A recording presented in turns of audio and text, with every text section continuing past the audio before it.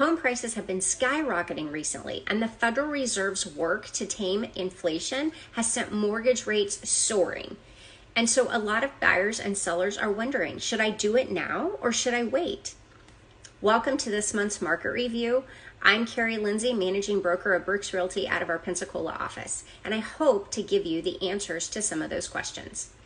According to NAR and Jessica Lotz, the Deputy Chief Economist and the VP of Research, she says home buyers face the most difficult affordability condition in nearly 40 years.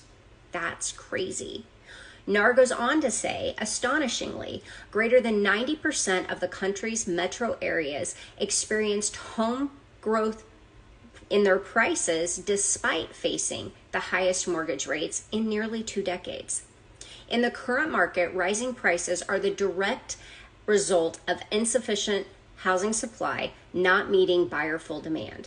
And there's no doubt that the lack of homes on the market, even in our area, has kept upward pressure on prices, and it's certainly forecasted to continue. With the continued imbalance between supply and demand, home prices are expected to keep rising.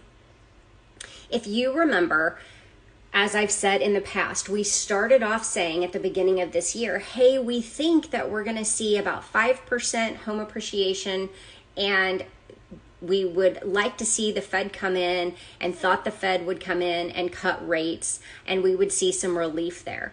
Well, that really hasn't happened. So what about now? Where are we? As far as appreciation, the average expected appreciation across all 7 forecasters is about 3%. And I think for our area of Florida here in the Panhandle, we're going to be somewhere between 3 and 5% this year, which is a very normal and healthy price appreciation for residential real estate. We are up in our slice of Florida 3.2% year over year in Pensacola and 2.4% in Destin over last year. Rates. What about rates? Forecasters are still saying that we're going to get relief in the second half of this year. Not significant relief, but we might make it to 6.5% sometime at the end of the year or the first half of next year. I'm not so sure about that.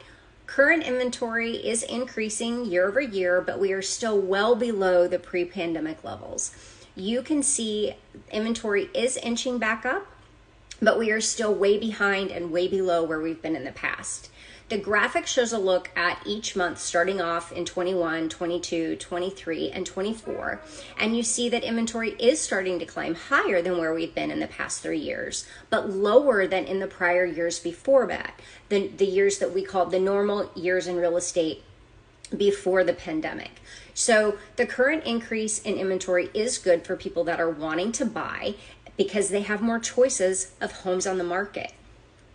Growth of active inventory here in Pensacola. So we are up 63.8% in active inventory in Pensacola and 53.6% in Destin. New listings in Pensacola are up 19.7% in Pensacola and 2.9% in Destin. Why are we seeing new listings if we're in this type of economy? Well, I think that a lot of sellers have come to terms with the fact that their life circumstances have changed and that those low interest rates that we saw in the previous years are just not going to come back anytime soon. So sellers are slowly starting to come back into the market. And one of the other interesting things, talking about new inventory and new listings, is an overwhelming number of new construction homes that now make up our inventory. Right now, nationally, over 1 in 3 homes in the market is new inventory, new construction. And that number normally runs about 13%. So it's 33% versus a previous 13%.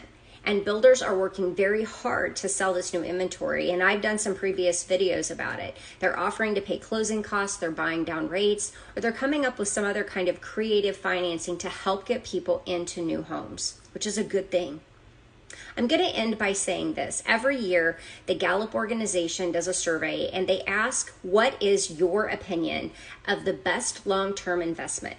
And overwhelmingly, again, Americans have said that the real estate market is the best long-term investment.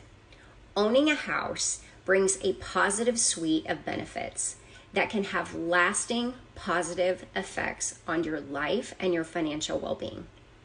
Buying a home and home ownership is also one of the best ways to hedge against inflation, which we all know is real right now.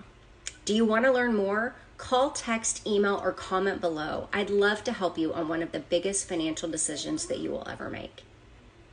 Talk soon.